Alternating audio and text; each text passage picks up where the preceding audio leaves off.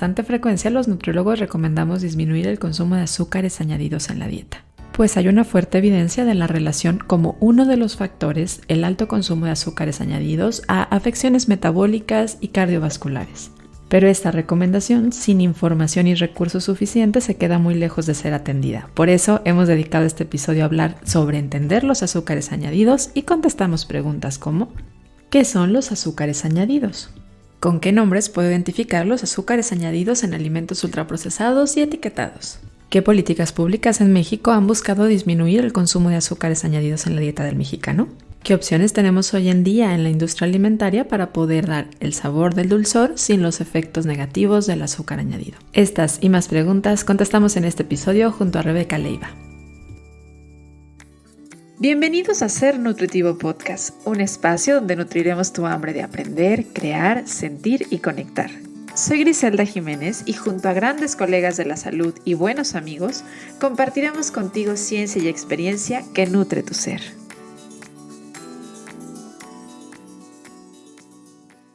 Los hidratos de carbono son un nutrimento de alta importancia en la alimentación humana. Sin embargo, con frecuencia los mismos profesionales de la salud y las personas en general utilizan el término de azúcares para referirse a ellos. Y es importante tener presente que hay diferencias entre los azúcares intrínsecos del alimento, es decir, los propios del alimento, y los que son añadidos, para poder comprender de manera adecuada el mensaje cuando hablamos de que es importante disminuir el consumo de azúcares añadidos o simples que estamos teniendo en nuestra alimentación. Y es que en los últimos 30 años, probablemente hasta un poquito más, ha habido un exceso en el consumo de los azúcares añadidos. Probablemente tiene que ver con temas de que nos gustan, ¿no? Hay una preferencia por el sabor dulce. Y por otro lado, la sobreexposición a alimentos dulces, que también va muy de la mano con los alimentos ultraprocesados y el que está presente no solo en alimentos dulces, sino también en alimentos agridulces, salados, etcétera. Y me parece muy importante y muy necesario que entendamos que sí hay una asociación. Y esto quiere decir, al decir asociación, no quiere decir que sea la única causa, y esto es sumamente relevante de resaltar, porque hay varios factores que contribuyen a procesos inflamatorios, a afecciones cardiovasculares, a enfermedades metabólicas, pero esto, el consumo de azúcares añadidos excedidos en la alimentación, es una de las razones por las cuales se ve que ha habido un incremento en estas afecciones. Así que es necesario que empecemos a hablar de cómo disminuir el consumo de azúcares añadidos en la dieta. Y es probable que no te esté diciendo nada nuevo. O sea, es sumamente probable que alguien ya te haya contado alguna vez que necesitamos disminuirlo. Es más, muchas veces hay políticas o programas de alimentación y nutrición que salen al público en general para poder buscar la reducción, pero ¿qué nos está faltando? Yo siento que hay algo que nos falta. Nos falta probablemente el llevarlo a la práctica. ¿Cómo le hago realmente para disminuir el consumo de azúcares añadidos? Y esa es la intención de este episodio. Un episodio en el que aparte estoy muy bien acompañada de Rebeca Leiva Rico, quien es nutrióloga en bienestar integral del TEC de Monterrey, maestra en nutrición aplicada y una hermosa voz. Ahorita la van a escuchar y aparte segura estoy muy buena para comunicar este tema y muy sensible a él. Entonces, Rebeca, bienvenida y muchas gracias por decir que sí a esta entrevista de Ser Nutritivo Podcast.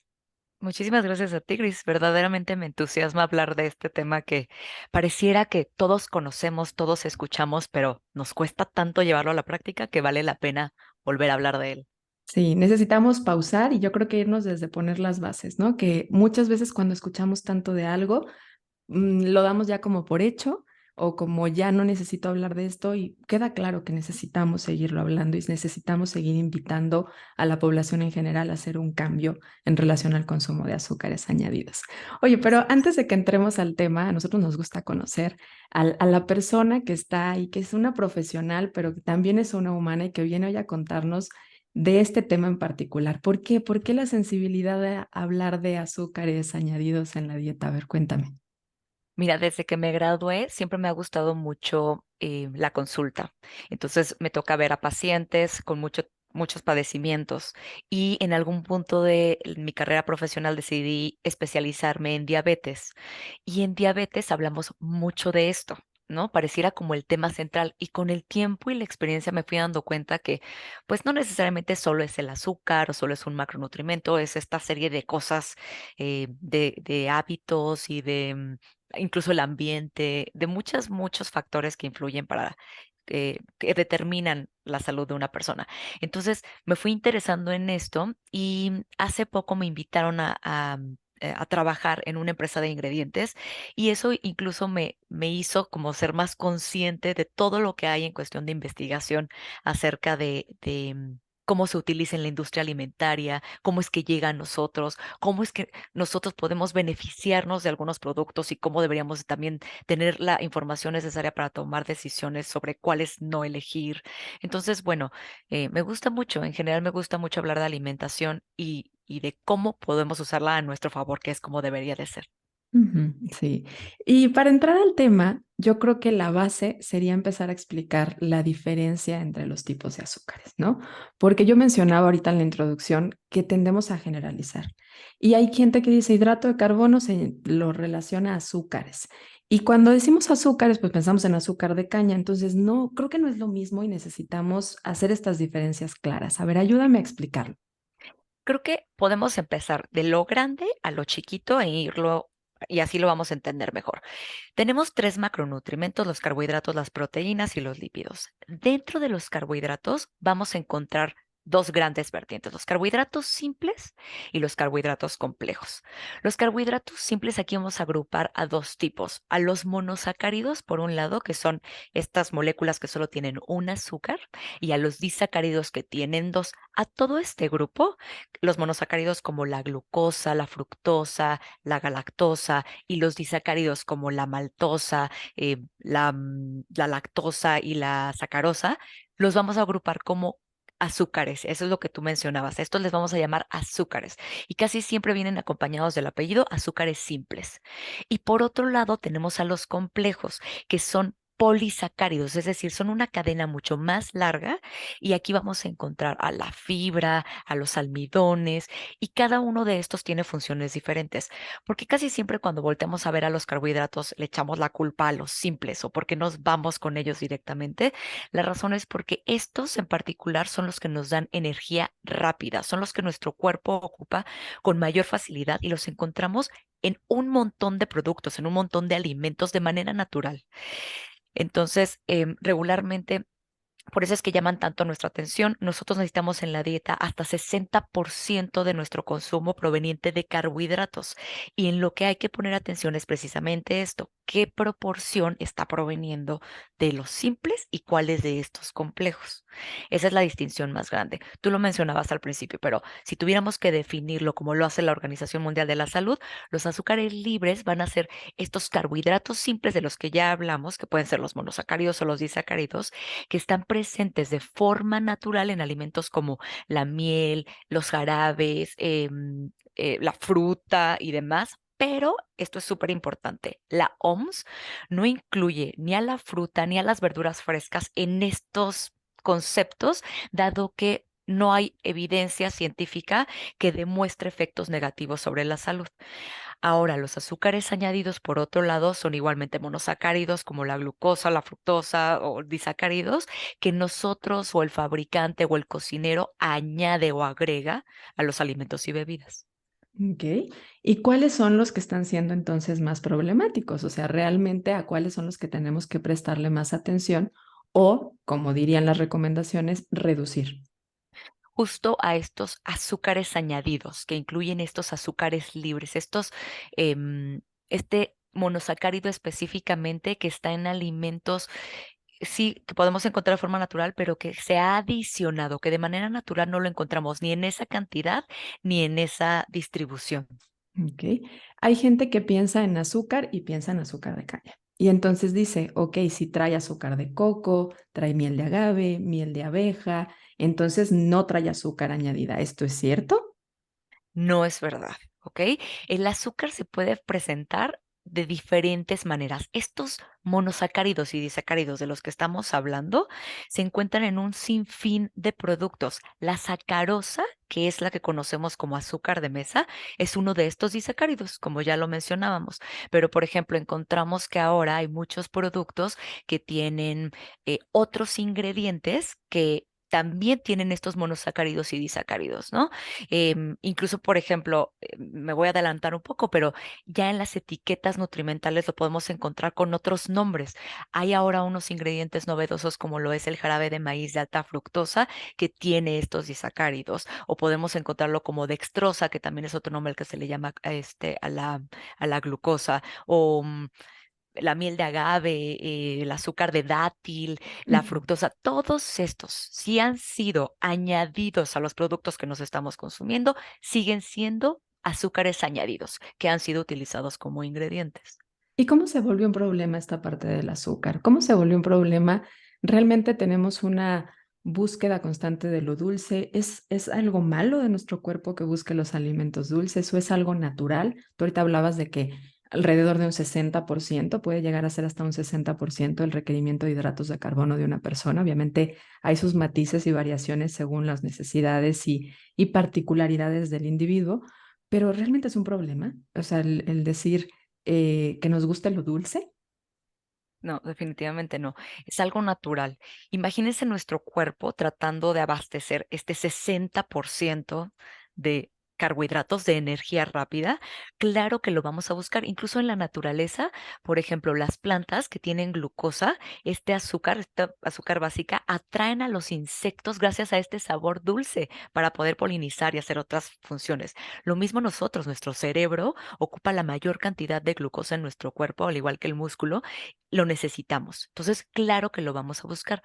¿Por qué está siendo un problema en la actualidad y por qué volteamos a ver tanto al azúcar?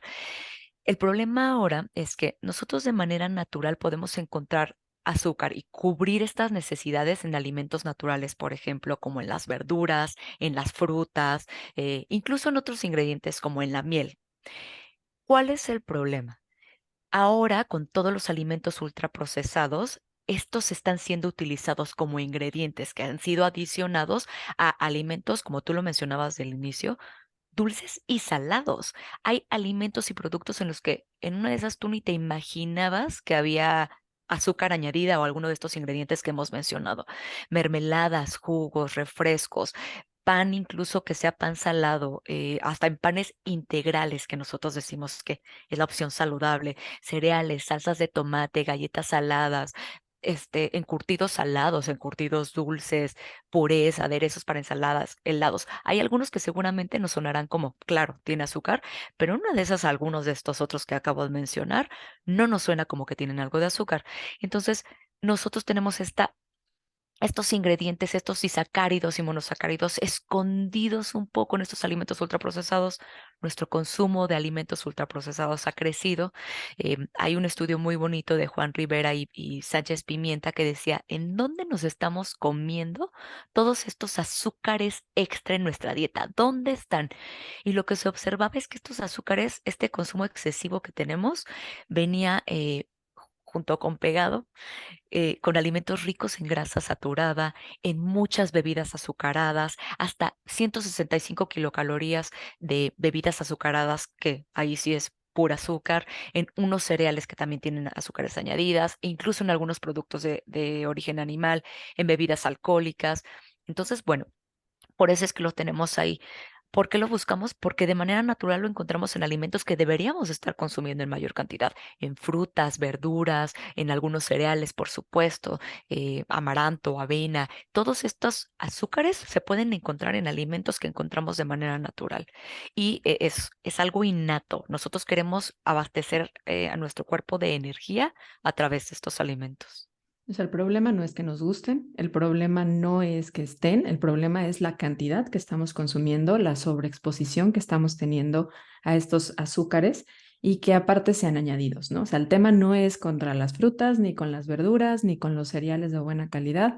En realidad el asunto es que necesitamos prestar atención a qué tanto los estamos consumiendo extras, ¿no? O sea, nada más por aumentar la palatabilidad del alimento. Y mencionabas esta relación muy interesante que hay entre alto consumo de grasa y de azúcar, porque de hecho esto aumenta la palatabilidad del alimento. O sea, es muy complicado que toleremos consumir cantidades altas de azúcar por sí solas. De hecho, es a través de un alimento graso que se vuelve mucho más atractivo a nuestro paladar y que somos más receptivos a consumirlo. Es mucho más fácil que nos excedamos que cuando algo es totalmente dulce. Así es correcto. Esta combinación además nos da mucha energía, entonces aquí hay que ir viendo hacia dónde nos vamos a mover. Ujú, sí. Oye, ¿qué problema causa? O sea, yo hablaba de que tiene algunas relaciones y que se ha visto que tiene efecto por ahí en temas cardiovasculares, pero ¿por qué es un problema? Pensemos en esto, si nosotros estamos consumiendo un poco más porque es muy sabroso, lo que va a pasar finalmente es que va a haber una mayor ingesta de la que podríamos llegar a tener si no estuviera tan sabroso, ¿no? Entonces, este es nuestro primer problema. Esta es la primera consecuencia de a mayor consumo de cualquier nutrimento, eso lo sabemos, a un consumo excesivo de cualquiera, pues nos va a generar que haya mayor energía, ¿no? Y entonces una mayor ingesta proveniente de azúcar nos puede dar una mayor ingesta de energía total, puede haber incluso una estimulación mayor del apetito, puede haber mayor riesgo de obesidad y sobrepeso, particularmente en niños, y también podríamos llegar a tener mayor riesgo, pero por favor, no es mi causalidad de desarrollar algún tipo de enfermedad como lo puede ser diabetes tipo 2 o alguna dislipidemia o como tú lo has dicho, algo relacionado a enfermedad cardiovascular y demás. La razón principal es esta, por el mayor consumo de energía, por la mayor densidad energética. Oye, es muy interesante también que se empieza a asociar con esta parte del aumento en las enfermedades autoinmunes, que por un lado nos seguimos cuestionando si realmente ha habido un aumento o está habiendo un mayor diagnóstico, ¿no? Porque también eran complicadas de diagnosticar y hoy empezamos a tener más información al respecto y empezamos a tener más métodos para hacer diagnóstico, no nosotros los nutriólogos, el equipo médico, porque esta no es la parte que nos toca diagnosticar, pero que también tiene una asociación con la parte de la microbiota porque empezamos a ver más alteraciones en la microbiota, estas ahora más conocidas como disbiosis, ¿no? Y que tiene que ver con el tipo de hidratos de carbono que está prevaleciendo en nuestro consumo. Sí, eso es súper importante. También, por ejemplo, las consecuencias de salud oral, ahora que hablas de la microbiota, pero eso también se vuelve importantísimo. Existe una asociación positiva entre la cantidad de azúcares libres de la dieta y las caries dentales, tanto en niños como en adultos. A veces no nos ponemos tanta atención de la boca, pero la boca dice muchísimo, ¿no? Hay niveles más altos de caries dentales cuando la cantidad de ingesta de azúcares libres es de más del 10% de la ingesta total de la energía, en comparación con personas que tienen menos de este 10% de la ingesta total de energía provenientes de azúcares. ¿Por qué razón? Pues bueno, porque 90% del azúcar, de esta azúcar de la que estamos hablando de los alimentos, permite que las bacterias em, de la placa produzcan estos ácidos que pueden llegar a generar que el esmalte se desgaste y con esto provocar caries. Sí, bueno, lo hemos intentado entender desde niños, ¿no? Y tú hablas ahorita de un 10%. Fíjate que creo que ese dato no lo hemos puntualizado, pero a ver, esa es la recomendación, no excedernos de un 10%. El 10% del valor energético total, dice la Organización Mundial de la Salud, y también nos dice que vamos a observar efectos o beneficios adicionales si en nuestra dieta se limita a menos del 5% del valor energético total. A veces cuando lo decimos así puede sonar un poco al aire, ¿no? Como que no estamos seguros incluso de cuánto nos toca, pero si quisiéramos traducirlo a cucharaditas, veríamos que a alguien, a una mujer o un hombre, una mujer que le tocaran 1800 kilocalorías, esto se traduciría en 5 cucharaditas de té de azúcar en el día. A un hombre que le toquen 2000 kilocalorías, se traduciría en 6 cucharaditas de té al día. Y solo para tenerlo en nuestra mente, pero un refresco, una lata de refresco, tiene 6 cucharaditas de azúcar añadida. Esto es un problema porque esta es la que yo les estoy diciendo que vemos, ¿no? Pero yo no le pongo 5 cucharaditas a mi café en el día. Ya dijimos que no solo estamos hablando de la sacarosa, del azúcar de mesa. Estas disacáridos y monosacáridos están en un montón de ingredientes.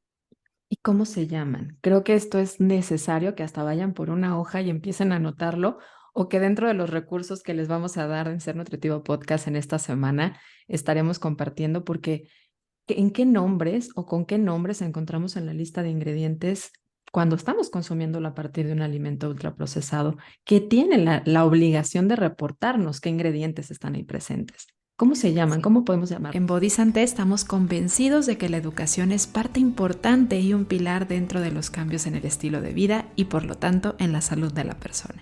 Es por eso que desde el 2022 inauguramos en www.bodysante.com nuestra escuela en línea. En él encontrarás cursos para poder aprender a cuidar de ti, en un lenguaje simple, basado en evidencia y que te permitirá aplicarlo fácilmente a tu vida. Desde hace varios meses, nuestro primer curso ya fue lanzado y tiene muy buenos comentarios al respecto. Esta es una guía básica para poder aprender a cuidar de ti cuando vives con diabetes. ¿Quieres conocerlo más? Puedes hacerlo y también inscribirte dentro de www.bodysante.com/cursos. Y por ser parte de nuestra comunidad, recibe este regalo y aplica el código de descuento NUTRIR23, todo en mayúscula, y aplica el descuento de un 15% de descuento hasta el 31 de marzo del 2023. Si en cada episodio aprendes mucho, imagínate lo que aprenderás en este curso que está especialmente hecho para ti. Carlos. Regularmente, por ejemplo, la glucosa, que es el más común, también la vamos a encontrar como dextrosa en la lista de ingredientes. A la fructosa le pueden llegar a llamar lebulosa. Podríamos encontrar miel de agave, azúcar morena, azúcar de caña. A veces lo ponen, ¿no? Entonces eso nos puede como despistar, pero sigue siendo azúcar, azúcar de coco, endulzante de maíz, jarabe de maíz de alta fructosa, maltosa, jarabe de malta, azúcar invertida, también lo podemos leer mucho en la lista de ingredientes, miel, jarabes, jarabes de maple, néctar, puede también llamarse néctar, azúcar glass, jarabes de cualquier tipo, de arroz, sacarosa también la podemos encontrar, que es el azúcar de mesa, azúcar mascabado, sorgo lo pueden llegar a poner también. Son los que se me vienen a la mente. Piloncillo, creo que también sería, que a veces es como, ay, ese es natural. Volvemos a la confusión de que sea natural no significa que no es azúcar añadido, ¿no? Es Sí, es correcto. una lista muy grande y es importante que la tengan presente porque se menciona de muchas formas y entonces a veces me ha tocado ver, justo ayer me tocó que una paciente me mandaba unos waffles que dicen sin azúcar y en los primeros tres ingredientes venía piloncillo, de ahí que lo tengo tan fresco, ¿no? Y que la imagen del producto es prácticamente diseñado a la concepción de alguien que diga este alimento es nutritivo, saludable, una mejor versión. Y tal vez lo sea para algunas personas, pero ahí es lo fuerte de denominar un alimento como saludable, porque saludable es más referenciado a la persona, ¿no? No tanto al alimento. El alimento puede ser más nutritivo o tener mejores ingredientes, pero no necesariamente eso lo convierte en saludable. Entonces, importante revisar la lista de ingredientes. ¿Sería una recomendación que tú darías como pauta de decir, por favor, sí o sí? Definitivo, definitivo. La lista de ingredientes nos va a ayudar muchísimo y hoy tenemos esta ayuda extra con el etiquetado de advertencia precisamente, em, que me encantaría que pudiéramos hablar un poco de él porque creo que también es una gran ayuda. Ahora Claro. tenemos estos sellos al frente. En México, sé que en otros países no los tienen, pero aquí en México tenemos estos octágonos que nos ayudan un poco a saber el perfil nutrimental del alimento o el producto que vamos a consumir. Y tiene uno específicamente diseñado para los azúcares, que dice la leyenda exceso de azúcares. ¿Cuándo lleva un producto este sello? Para determinar que este producto es candidato a llevar este sello, quiere decir que más del 10% de las calorías totales de este producto vienen de azúcares. Esto nos ayuda porque sin importar qué cantidad del producto estamos teniendo, si tiene el sello, digamos que en la proporción, estamos seguros que este producto es un producto que es rico en azúcares y deberíamos de tomarlo con moderación. No dice nada, así como si no tiene el sello o tiene el sello, no dice si es saludable o no para mí. Ya dijimos que esto es completamente individualizado. Sí me puede dar una guía de si estoy cuidando mi consumo de azúcares, probablemente este no es una buena elección para mí porque no solo tiene azúcares añadidas, sino que además las tiene por encima del 10% del total de las calorías contenidas en ese producto.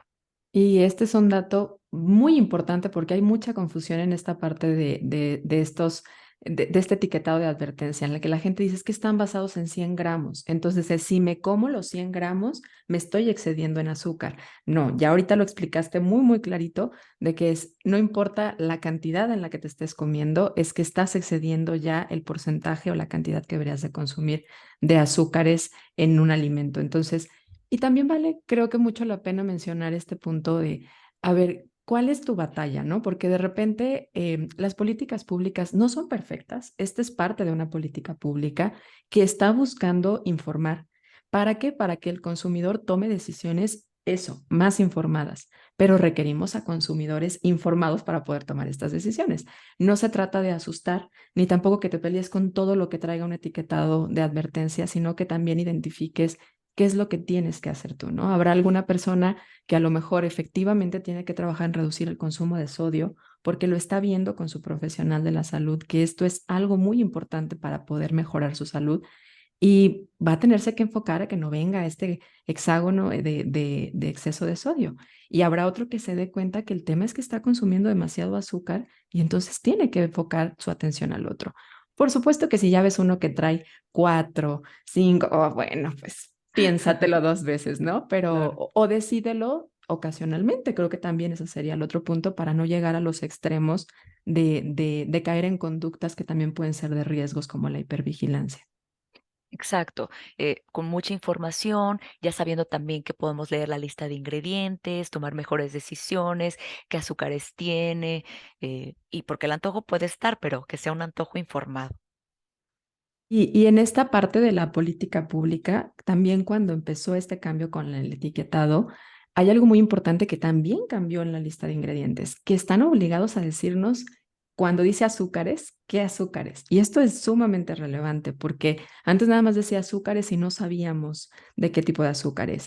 Y nos estamos olvidando de que es una política que, si bien, como lo mencionaba anteriormente, no es perfecta, está buscando dar resultados, pero depende de nosotros también como sociedad que lo dé. Y muchas políticas públicas corren riesgo de mantenerse por cuestiones también de intereses económicos de la misma industria, por temas también de que no, la gente no lo recibe muy bien y por supuesto que una buena política depende de que la sociedad la reciba bien, pero las necesitamos estas políticas aún siendo imperfectas para poder mejorar nuestras elecciones alimentarias. ¿O tú qué piensas al respecto? Sí, estoy de acuerdo. Creo que, por ejemplo, las medidas fiscales, este etiquetado de advertencia, la regulación del marketing, todas estas propuestas de lo que debería venderse o no en una escuela, lo que debería exponerse a los niños, importan muchísimo y sí hacen cambios, pero sí depende de qué tan informados estamos. Me pasa mucho que pacientes llegan pero ¿cómo las palomitas tienen dos sellos? Y yo, no panic, a ver, déjame te explico por qué. Y entonces que puedan acercarse a los profesionales de la salud o a la gente experta en estos temas y que ya con conocimiento los consumidores finales sean los que vayan tomando la decisión. Pero ayuda muchísimo de no tener a la caricatura en un producto en el que no estaríamos recomendando a nuestros niños o que en la escuela no estén expuestos a estos alimentos. Todo suma. Y sí estoy segura que ayuda, pero que también necesitamos de esta comunidad de educación. Pero qué importante, mencionaste varias estrategias, varias políticas que se han realizado. O sea, no está limitado este esfuerzo a reducir el consumo de azúcares añadidos a solamente el etiquetado de advertencia. O sea, realmente van muchos años de trabajo de mucha gente, de muchos equipos de profesionales que se han buscado y han puesto en batalla para poder ayudar, ¿no? Mencionabas algunos como el tema de los impuestos que alguna gente dirá, bueno, es que eso en qué ayuda, ¿no? Simplemente se hace más caro. Ayuda. Ya hay evidencia de que ayuda. En el paso de los años hemos visto que sí ha tenido un impacto. No va a ser la solución, la panacea, la diferencia entre todo, son puntitos que van ayudando y se van uniendo. Pero hay un esfuerzo fuerte que necesitamos los profesionales de la nutrición y la población entender para sumarnos también a este esfuerzo, porque hay una necesidad de disminuir el consumo de alimentos altos en azúcares. Y mencionabas ahorita el tema con los niños, la sobreexposición a alimentos azucarados es algo que está llevando a que desde muy pequeños tengan un alto consumo. O sea, esto es una problemática ya no de adultos ni de adultos mayores, está desde muy pequeños y desde hace varios años. Sí, yo creo que verdaderamente si la gente supiera de estas consecuencias de las que ya hablamos, ¿no? En temas de salud cardiovascular, del caries, de enfermedades como diabetes, en temas del peso, si vieran el impacto y las asociaciones tan grandes que hay del consumo excesivo de azúcares y estas consecuencias, yo creo que nadie quisiéramos que nuestros niños sean adultos que tengan estas enfermedades y mucho menos en la infancia. Entonces, pues sí, hay que poner atención, interesarnos en que la alimentación, el perfil de nutrimentos que ofrecemos a los niños sea mejor, más allá de si le cortamos o no el azúcar, ver que a ellos les viene mucho mejor otro perfil de alimentos. Sí, y no estamos queriendo ser radicales ni decir nunca le des una paleta. A ver, el niño va a consumir en algún momento de su vida alimentos azucarados, ya sea en la fiesta, ya sea hasta cuando va al dentista, que creo que no es la mejor estrategia, pero llega a pasar, o sea, la va a probar. No Sí. los vamos a separar del mundo porque es parte del mundo, ¿no? Pero sí necesitamos ir cambiando y sobre todo en un ambiente familiar que no esté tan disponible. O sea, que no para todos sea alimentos con azúcar extra. O sea, si les vas a dar, que prueben los alimentos en su versión más natural y que se acostumbren a ello, que yo creo que eso es parte importante, ¿no? Hay una encuesta que me gusta mucho de Estados Unidos que buscaba calificar qué factores eran los que más influenciaban nuestras decisiones al momento de elegir un alimento. Se hizo en adultos, pero creo que impacta mucho en la decisión que terminan teniendo nuestros niños, puesto que copian lo que nosotros hacemos. Y calificaron, ¿no? Entre 1 y 5, más de 2,000 adultos que participaron en estas encuestas. Y lo que quedaba en primer lugar como el factor que más impactaba en lo que nosotros elegíamos para comer era el sabor, incluso por encima del precio, incluso por encima de la accesibilidad al alimento.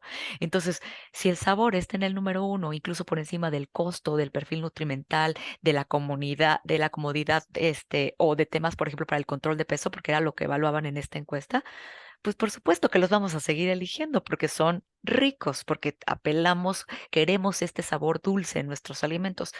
La gran ventaja es que este sabor dulce lo podemos encontrar con muchísimas estrategias y en muchísimos alimentos que sí queremos estar consumiendo.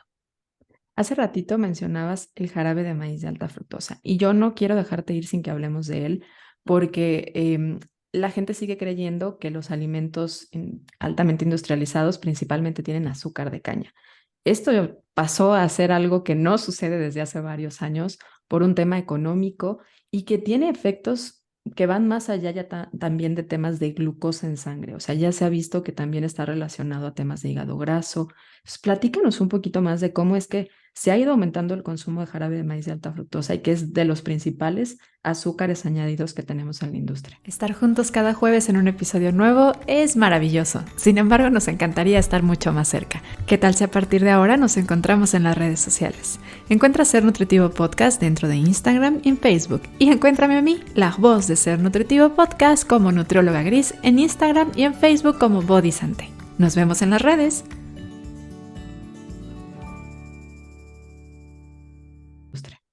Sí, Gris, algo súper importante es que a veces, yo no sé si te pasa a ti, pero cuando digo fructosa, todo el mundo dice, ok, como la Fruta. fruta.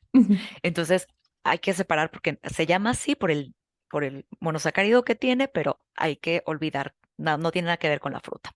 Como su nombre lo indica, el jarabe de maíz con alto contenido de fructosa, este proviene del maíz, no de la caña de azúcar ni de la remolacha azucarera como que es de donde obtienen la sacarosa. Es más barato que el azúcar blanco, por eso es que se está utilizando tanto. Y su contenido de monosacáridos es 45% glucosa y 55 o hasta 55, porque las formulaciones varían, de fructosa. ¿Ok? La sacarosa, por ejemplo, solo para que tengan idea, es 50-50. 50 sacarosa, 50, perdón, fructosa, 50 glucosa. En el caso del jarabe de maíz de alta fructosa, hay un poco más de porcentaje proveniente de fructosa. ¿Por qué se los estoy diciendo y por qué es tan importante? Este monosacárido en particular se metaboliza de una manera distinta que como lo hacemos con la glucosa y depende completamente de la cantidad que tengamos para el destino final que va a tener esta fructosa. Si nosotros rebasamos la cantidad de fructosa que nuestro cuerpo ocupa, digamos, en ese momento necesita para las funciones que necesite tener de energía, lo que va a pasar es que el encargado de metabolizar esta fructosa va a ser el hígado. Y cuando el hígado ya llegó a su límite, lo que va a pasar es que se va a transformar en lípidos de novo que decimos, y lo que vamos a tener como resultado final es un aumento en la producción de triglicéridos. Podemos llegar a tener consecuencias metabólicas, por ejemplo, como hígado graso o mayor incluso en la composición corporal, mayores índices de grasa visceral. Es decir, que el tema con la fructosa es que como está tan disponible en estos alimentos, está en una gran variedad y se ocupa a diestra y siniestra, lo que vamos a tener es mucha probabilidad de llegar a este punto donde nuestro hígado tiene que buscar otro destino para este carbohidrato y tener problemas de este tipo. Y por eso también estamos viendo un aumento en temas de hígado graso, ¿no? Y que lo vemos desde gente muy joven. Y que hay gente que dice, ¿cómo tenemos problemas de hígado si no tomamos alcohol o si no toma alcohol? O sea, de aquí viene, ¿no? De que en muchos de los refrescos, en muchos panes, en mucha de las galletas, barritas, esta es la forma en la que se está endulzando, porque pues es más conveniente económicamente para la industria. Y la industria no es, digo, a mí no me gusta esta parte de creer que la industria es mala. O sea, la verdad es que esta parte de la conspiración no es mi forma de pensamiento o intento evitarlo porque no me da paz. Y Comparto. creo que necesitamos también vivir en un estado de paz y buscarlo y lo vamos generando entre nosotros. Entonces, yo veo a la industria como alguien que obviamente cuida sus intereses económicos. Entiendo que es un sistema capitalista y yo necesariamente no veo esto con la moralidad de bueno o malo, simplemente lo veo y lo entiendo como tal, pero busca esta parte económica. Y obviamente esto es muchísimo más barato, endulza muchísimo más, entonces pues lo da a la gente, ¿no? Si las personas y la parte del Estado y las políticas empiezan a cambiar, pues cambian, o eso es la forma en la que deberían de reaccionar. ¿Qué pasa entonces ahorita? Porque también la industria ya nos está dando otras opciones para endulzar. Entonces, a ver, si vemos a la industria sin esta moralidad buena o mala, porque no van a ser los que nos van a venir a enseñar de nutrición, no es la tarea de la industria, es la tarea de los profesionales en la nutrición. ¿Qué opciones nos están dando que son menos dañinas en tema de azúcares añadidos? Tenemos ya varias y la verdad es que es muy bueno conocerlas. Em, Tenemos dos opciones. Si nosotros viéramos en una línea del tiempo cómo se han ido moviendo las generaciones de los edulcorantes, veríamos pues como primera generación a los edulcorantes calóricos, que es de los que hemos estado platicando. Después veríamos como esta segunda generación de edulcorantes a los que llamamos que son bajos o sin calorías, y aquí encontraríamos todos estos sintéticos, eh, por ejemplo, como los polioles, que tienen menos calorías por la forma en la que se metabolizan, y que también endulzan.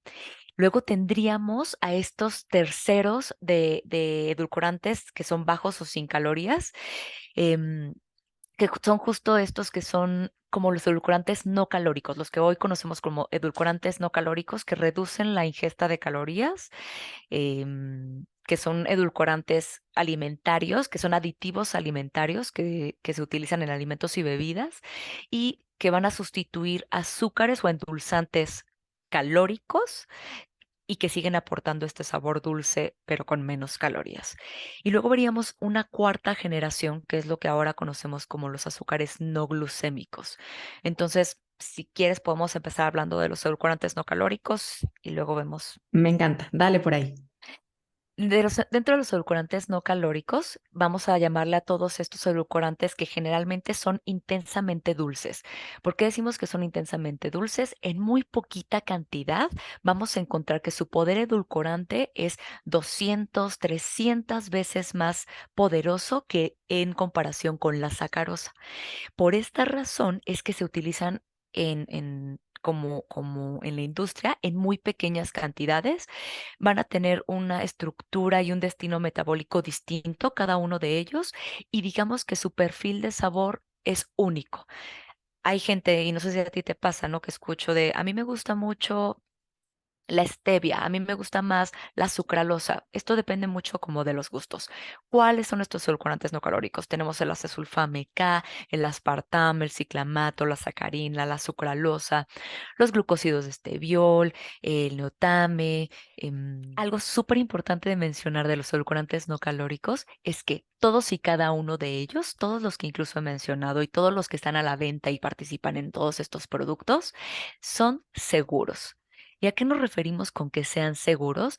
Esto significa que han pasado por toda una serie de evaluaciones de riesgo por instituciones expertas en aditivos alimentarios y evaluaciones toxicológicas donde evalúan la genotoxicidad en el largo y corto plazo, la toxicidad aguda, oral a corto plazo y subcrónica, la carcinogenicidad, que es esta probabilidad de que puedan o no desarrollar cáncer, también a nivel reproductivo y de desarrollo, es decir, si yo estoy embarazada, tiene algún efecto, ya tienen estudios en humanos y de exposición que le llamamos, que es donde se hace la determinación de esta ingesta diaria admisible.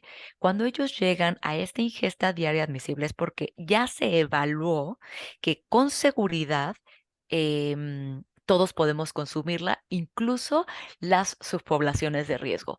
¿Quiénes son estas subpoblaciones? Niños, adultos mayores y mujeres embarazadas. Esto es importante. Entonces, que tengamos la seguridad de que han sido aprobados y reconocidos como seguros por muchas instituciones, por muchos años. Los edulcorantes no calóricos se conocen desde hace muchísimo tiempo y, y tardan años en que sean aprobados y liberados, digamos, para nuestro consumo. Y ahí en los edulcorantes no calóricos, a mí algo que me llama la atención y sé que a mucha gente le genera esta sensación como de incertidumbre, es ver, por ejemplo, algunas marcas, no voy a decir la marca, pero algunas de stevia que viene también como primer ingrediente sacarosa y como segundo ingrediente viene ahora sí los glúcidos de este biol. ¿Qué pasa ahí? Porque entonces tú nos acabas de mencionar de que la sacarosa pues sí sería un azúcar añadido. Es, es una anotación súper importante. Ya hablamos que cada uno de estos tiene un perfil de sabor diferente y a veces algunos de estos otros ingredientes son adicionados. ¿Qué es lo valioso de esta parte? Pues que lo que vamos a encontrar es que probablemente si antes tenía, lo voy a inventar, 10 gramos de alguna azúcar añadida calórica, con algún uso de estos edulcorantes no calóricos, ahora se reduce. Pero sí es muy importante poder observarlo y poder distinguir cuáles son los productos que están verdaderamente libres de azúcar gracias a la participación de los edulcorantes no calóricos o bien cuáles no.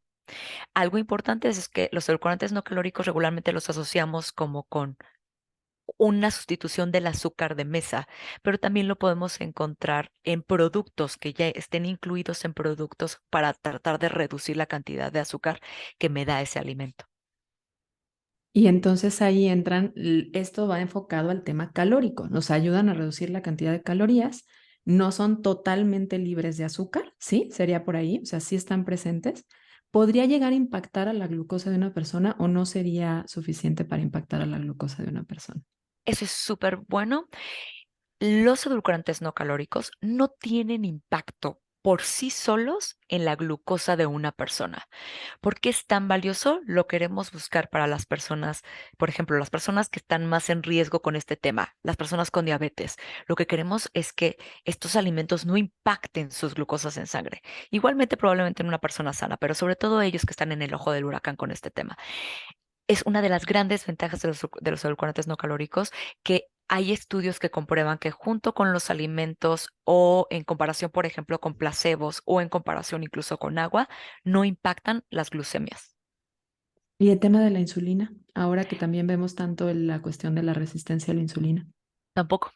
Es una gran Ok. noticia. Tampoco Ujú. hay impacto en las insulinas postprandiales, digamos, después del consumo de edulcorantes no calóricos por sí solos. Ok. Y hablabas también de los no glucémicos. Estos creo que la gente no los conoce tanto. Y creo que aparte no se divulga tanto o no sé si se confundan. ¿Estos cuáles son? Los azúcares no glucémicos o estos edulcorantes de cuarta generación son de hecho, tal vez los han escuchado como azúcares raros y les llaman así porque son unos monosacáridos que están presentes en la naturaleza, pero en muy, muy poquitas cantidades. De hecho, lo encontramos en alimentos como el kiwi, los higos, incluso en la miel o en ciertas verduras y granos. Ajá. ¿Cuál es la em, particularidad de estos azúcares no glucémicos? Bueno, algo importante es que el sabor es muy similar al del azúcar, incluso la textura y las propiedades son muy parecidas a las del azúcar, caramelizan, se cristalizan, entonces nos pueden ayudar para el tema, por ejemplo, culinario. tienen un poder menor, un poder edulcorante menor en comparación con el de la sacarosa. Veíamos, por ejemplo, que los edulcorantes no calóricos son más intensos, ¿no? Ujú. Los azúcares no glucémicos tienen un poder edulcorante un poco menor, es decir, que si tuviéramos que equiparar para tener la misma potencia necesitaríamos un poco más en cantidad, em, pero que por la forma en la que nosotros los digerimos y los metabolizamos, no se absorben y entonces no impactan en la glucosa en sangre, ni en la insulina en sangre, ni nos dan calorías o nos dan muy pocas calorías. Quisiera hablarles de algunos. Está la D-tagatosa, la L-arabinosa, la D-isomaltulosa, la D-trealosa y creo que el más popular durante los últimos años es la D-alulosa. La D-alulosa es un epímero, es decir, es muy parecido a la fructosa, pero su configuración es distinta. También la encontramos en los higos, en el trigo, en las pasas, pero en muy pequeñas cantidades. Tiene el 70% del poder endulzante de la sacarosa. Es reconocido por la FDA como seguro de estos alimentos que son generalmente reconocidos como seguros y es un carbohidrato que nos va a aportar muy, muy pocas o ninguna caloría. ¿Y estos edulcorantes de cuarta generación, así los llamaste, ya están a la venta? ¿Ya los conseguimos a la venta o solamente son utilizados ahorita como ingrediente dentro de la industria? Ya están siendo utilizados en muchos productos y cada vez más ya lo empiezas a encontrar, por ejemplo, aquí en México en los supermercados. A mí ya me tocó verlo, la lulosa en polvo, como lo encontrarías como en azúcar. En otros países de Sudamérica ya los encuentras en muchas más presentaciones, líquidos en polvo, como un azúcar de mesa, en sobrecito. Pero ya cada vez más está creciendo la forma en la que lo encontramos. Y ahorita mencionabas en el tema culinario, entonces ahí ya no hay tanto problema de que si tengo que comprar el granulado o que si tengo porque voy a cocinar o que si este de plano queda horrible o cambia el sabor y la consistencia. En esto, cualquiera de estas presentaciones podría ser útil en temas diferentes versiones culinarias. Sí, totalmente. Nos va a aportar la misma textura, va a caramelizar. Es muy similar a la sacarosa.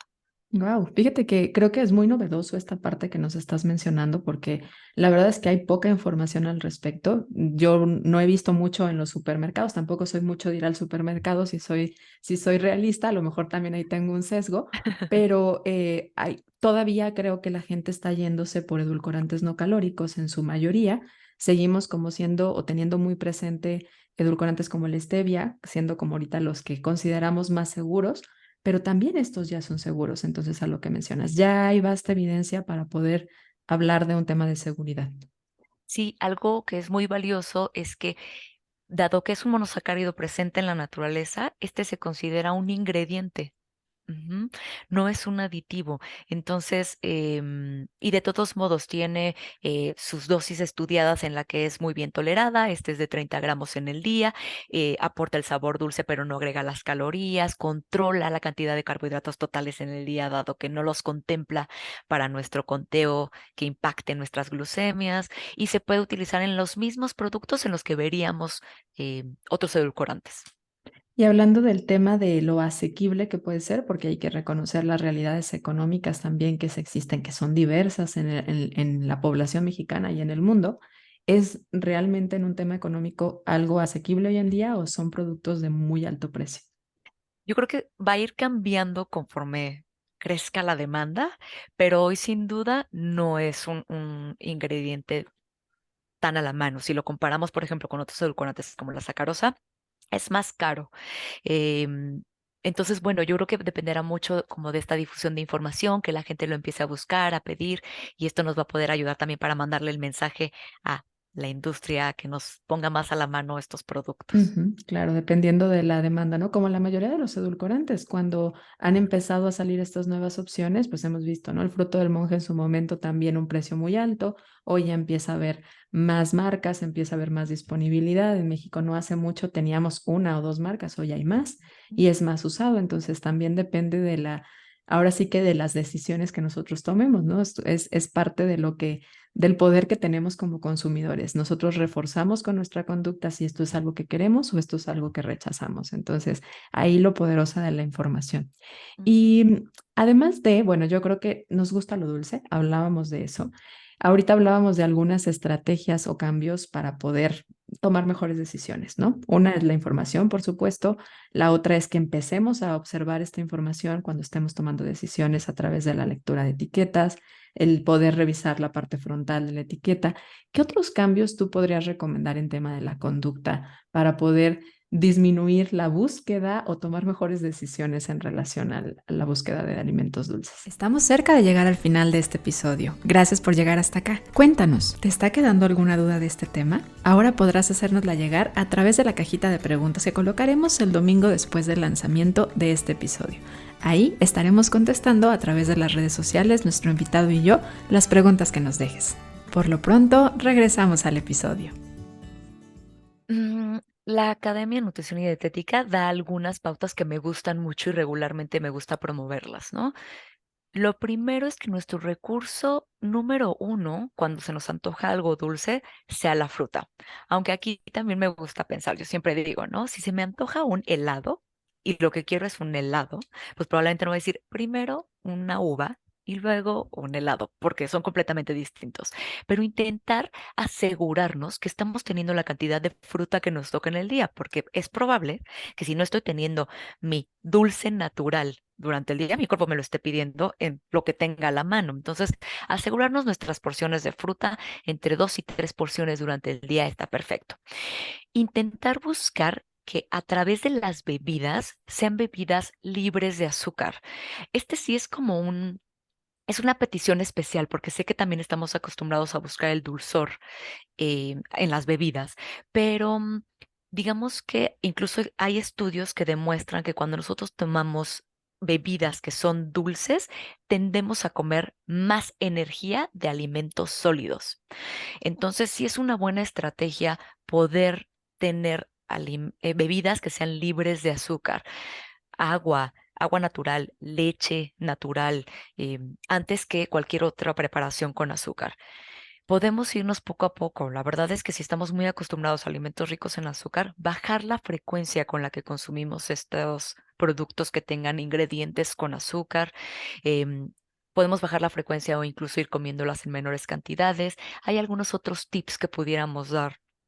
Por ejemplo, endulzar los yogurts o algunos otros preparados con fruta fresca, con fruta congelada, en lugar, por ejemplo, de agregar azúcar a algunas bebidas, agregar especias como la canela, frutas secas para poder hacer infusiones, intentar, por ejemplo, consumir alimentos naturales y nosotros prepararlos. En vez de comprarnos una avena instantánea que tiene azúcar añadida, nosotros poder ponerle los ingredientes, la fruta que nos gusta, y como poder prepararla, nosotros modulando la cantidad de azúcar que pueda llevar. Sustituir el jugo de las frutas por cosas en las que nos podamos terminar de comer toda esta azúcar empaquetada en fibra, vitaminas, minerales, tal vez, por ejemplo, en un ponche, ¿no? Donde al menos me voy a terminar comiendo, intentando no endulzarlo tanto, porque ya pensé en el piloncillo. Pero justo esto, ¿no? Como buscar estas otras bebidas que me pueden terminar dando el sabor dulce, pero que me voy a terminar comiendo todos los otros ingredientes maravillosos que tienen estos alimentos. Cambiar los purés, sobre todo los que son de frutas, a algunos que no necesiten endulzarse. Los plátanos muy maduros, por ejemplo, son una excelente opción para podernos dar este topping extra para algún alimento que requiera algo muy dulce. Mm, Intentar nosotros preparar nuestros propios alimentos, mermeladas o sobre todo estos alimentos que generalmente los vamos a encontrar con muchísima azúcar en el mercado y nosotros crear nuestras propias preparaciones, ya sea con ayuda de estos edulcorantes no calóricos o de los azúcares no glucémicos o de menos azúcar calórica para que terminemos con productos que tengan menos cantidad. Estos son los que se me vienen a la mente. ¿Qué opinas? Muchos recursos, mucho que podemos hacer, mucho y me recordaste con la primera recomendación a mi abuelita, ¿no? Y a las abuelitas de muchos, de quiero algo dulce, cómete una fruta. Empieza a lo mejor por ahí. Exacto. Creo que empezar a observar si estamos cubriendo nuestros requerimientos también es importante, porque nos estamos peleando mucho con las frutas y hay gente hablando de que quitar la fruta antes de buscar realmente estrategias mucho más profundas que disminuyan el consumo de los alimentos altos en azúcares añadidas. Las frutitas necesitan más voz y necesitan ser más defendidas por los nutriólogos. Primero empieza por ahí, revisa si estás cubriendo el consumo de, de este importante grupo que no solamente aporta dulce, sino que ahorita lo mencionabas, este conjunto de fibra, de vitaminas, que es importante para nuestra salud. Esto lo hace nutritivo. Y si bien hoy la industria nos empieza a dar y nos da muchas opciones desde hace varios años, recordar que también se trata de nutrirnos, no solamente de un tema calórico, ¿no? O sea, qué Realmente. padre que nos den opciones para que no estemos añadiendo de más calorías, qué padre que nos den opciones de agregar un sabor dulce para poder tener menos, que tengan menos impacto en nuestros niveles de glucosa y en nuestros niveles de insulina, pero la nutrición está hecha para nutrirnos, darnos también estas vitaminas, darnos también esta fibra, todo esto que requerimos, y ahí es regresar mucho a los alimentos naturales. Es correcto, de acuerdo. Rebeca, y antes de que cerremos, porque me voy a ir a la recta final del episodio, que hay 3 preguntas que hacemos a nuestros invitados, ¿hay algo por ahí que digas, espérame, Gris, todavía yo no hablo de esto y creo que es sumamente importante en este tema? No, creo que lo hemos cubierto. Perfecto. Y fíjate que hacemos 3 preguntas en Ser Nutritivo Podcast porque creemos fielmente que nuestra filosofía de nutrir va mucho más allá de solamente la parte física. Que claro que es importante, pero también hay que nutrir la parte mental y la parte espiritual. Y nos gusta obtener ideas de nuestros invitados. ¿Cómo le haces tú? ¿Cómo te gusta nutrir tu mente? La verdad es que disfruto mucho nutrir mi mente moviéndome. Me pasa mucho que para mí mi momento donde reviso cómo estoy es haciendo ejercicio. Me gusta mucho jugar tenis y eso, ese es mi momento de que me libera de estrés, de las preocupaciones, que me hace sentir relajada. Siempre digo, voy a jugar tenis. Y cuando voy al gimnasio digo, ahora sí voy a hacer ejercicio. Y entiendo que los dos es moverte, ¿no? Pero esto lo disfruto mucho, es algo que hago porque este es mi momento para mí. ¿Y la parte mental? O La sea, parte ¿ahí es tu momento mental? Sí, Ahí, ok. es chistoso porque ahí es como Se donde, fusiona físico con mental, ok. así ¿Y la es. parte espiritual? Me gusta mucho escuchar podcasts, leer, em, pero sobre todo eso, ahora como en nuestro estilo de vida actual, paso mucho tiempo en el coche y ese es mi momento para poder conectarme, entonces, pues ahí no se puede leer, pero sí puedo escuchar programas como este cultivarme y como para poder desafanarme de otras cosas. Qué interesante ver que ya nos se está volviendo parte del día a día de muchas personas el escuchar y conectar a partir de la voz, que bueno, lo ha sido a través del radio por muchos años. Yo que tuve el gusto y la fortuna de aprender un poco de comunicación, porque para nada me considero experta a través de la radio. Qué padre que hoy los podcasts sean compañeros Sí, en los tránsitos, ¿no? En las largas distancias, que a veces no son tantas, no son tan largas, pero el tráfico sí no ayuda mucho y que lo hagamos un poco más cómodo y un mensaje y un momento también de aprendizaje. sí, sí, Sí. totalmente. Y fíjate que estamos haciendo un libro de la vida para futuras generaciones. Es un libro de mensajitos, de frases. ¿Qué quieres dejarles ahí? ¿Qué le quieres decir a futuras generaciones? Tú trabajas con generaciones formantes de nutriólogos, entonces, ¿qué les dirías? Me toca mucho hacer cosas de vocación profesional, pero mi mensaje sería que sin importar qué estudies, a qué te dediques, siempre intentar regresar con mucha pasión un poquito a la comunidad que te vio crecer, que te apoyó. Eso, un poco regresar de la manera que se pueda, no necesitas ser en detalles grandes, de lo que sabes, de lo que has aprendido en el camino, regresar un poco a la comunidad, siempre voltear a ver a la gente que te ha apoyado y en dónde has crecido y poder retribuir un poquito con lo que haces en el día a día. Para eso te va a dar crecimiento y sin duda como te va a llenar y va a regresar multiplicado a ti. Qué bonito esta parte del servicio, ¿no? Por ahí a mí me gusta decir que la ciencia que sirve es la que se aplica y entonces llevar esto que tanto aprendes y que tanto te da, que aparte la profesión que hagas te enseña mucho, poderlo llevar a aplicar y a compartirlo con otras personas. Esta parte del servicio es necesaria para nutrirse integralmente. Sí, Rebeca, claro. muchísimas gracias. Un gusto haber compartido este espacio contigo. Espero no sea la primera, pero no la última, que podamos tenerte Muchas por acá gracias. nuevamente. Gracias. Y cuéntanos en dónde te encuentran, por favor. Sí, me pueden seguir en Instagram como rebecaleiva.nutrición y en mi correo electrónico rebeca.leiva@tec.mx. Muy bien, estaremos compartiendo los recursos también que nos comparta Rebeca a través del boletín. Y bueno, nos escuchamos la próxima semana en un episodio de Ser Nutritivo Podcast. Gracias por comunidad por haber estado por acá. Y recuerda que encuentras información de este episodio de manera muy gráfica a lo largo de esta semana en Ser Nutritivo Podcast en Instagram, para que vayas y refuerces mucho del conocimiento que obteniste a través de audio, ahora a través de medios visuales. Muchas gracias, Rebeca. Gracias, comunidad. Nos escuchamos pronto. ¿Tienes algo que compartir en Ser Nutritivo Podcast? Si eres profesional de la salud o en temas afines al bienestar, nuestra convocatoria para ser parte de Ser Nutritivo Podcast está abierta. Asegúrate de mandar tu solicitud de manera correcta en bodysante.com/Ser Nutritivo Podcast. No aplica para marcas ni promociones de servicios. Se solicitará cédula profesional que compruebe los estudios. La selección de la participación está sujeta a la validez de los criterios de la convocatoria.